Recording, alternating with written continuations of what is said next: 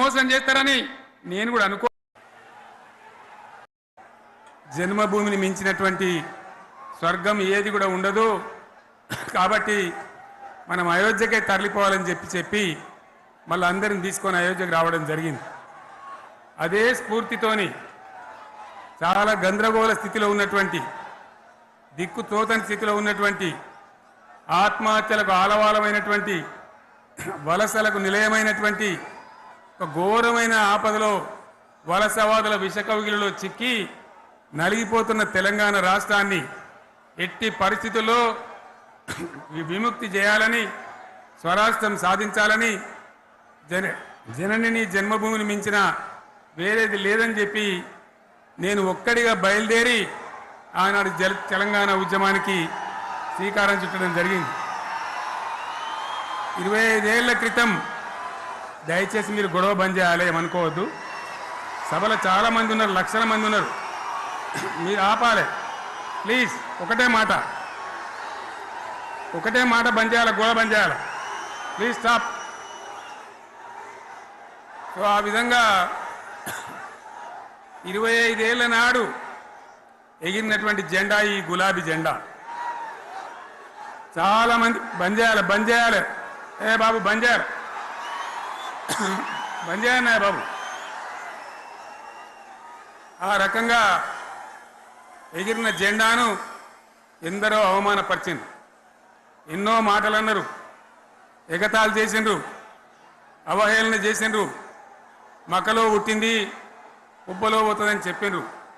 కానీ ఈ జెండా మీ అందరి సహకారంతో, అనేక మంది త్యాగాలతోని, వందలాది మంది ప్రాణ బలిదానాలు కూడా చేయడంతో, అనేక ఉద్యమాలతోని యావత్తు తెలంగాణనే ఒక అద్భుతమైనటువంటి ఉద్యమమై ఎగిసిపడి, ఒక సమయం ఎట్లా వచ్చింది ఒక సమయంలో అంటే, తెలంగాణ యావత్తు ఒక పక్కన నిల్చొని బరి గీసి బిడ్డ నా తెలంగాణ అక్కడ పెట్టు అని చెప్పి నిలబడ్డటువంటి సందర్భం మనందరం కూడా సృష్టించినాం.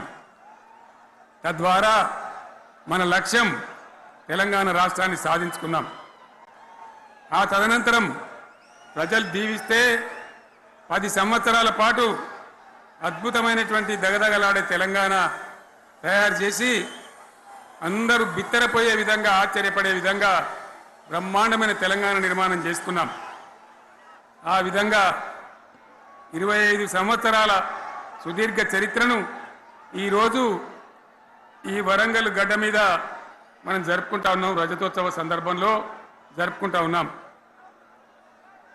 చాలామంది చాలా రకాల ప్రయత్నాలు చేసినారు.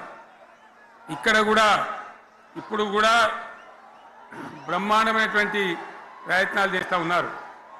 నేను ఒక్కటే మాట చెప్తా ఉన్నా, ఈ గడ్డకు ప్రత్యేకత ఉంది. ఇది రాణి రుద్రమ్మ ఏలిన వీరగడ్డ, సమ్మక్క సారక్కల పోరుగడ్డ, బమ్మెర పోతన కవితా మాధుర్యం పండించినటువంటి జీవగడ్డ. ఈ వరంగల్ నేలకు నేను వందనం చేస్తూ ఉన్నాను. మన అమరవీరులకు శిరస్సు వంచి నివాళులు అర్పిస్తూ ఉన్నాను.